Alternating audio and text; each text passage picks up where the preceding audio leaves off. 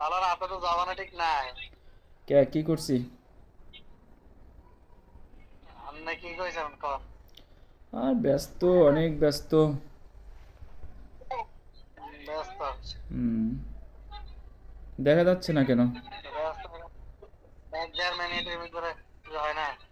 হ্যাঁ, দেখা যেতেছে না তো আপনারে। দেখা যায় না। তাই চেহারা একটু বাঁচকে গেছে গিলে। পক্স উঠছিল। ভালো। মাসে মনে কষ্ট দেন দেখে দিয়ে অবস্থা। আচ্ছা, মন টেস্ট করেন সব ঠিক। সময় কম, অফিসে যাব এখন।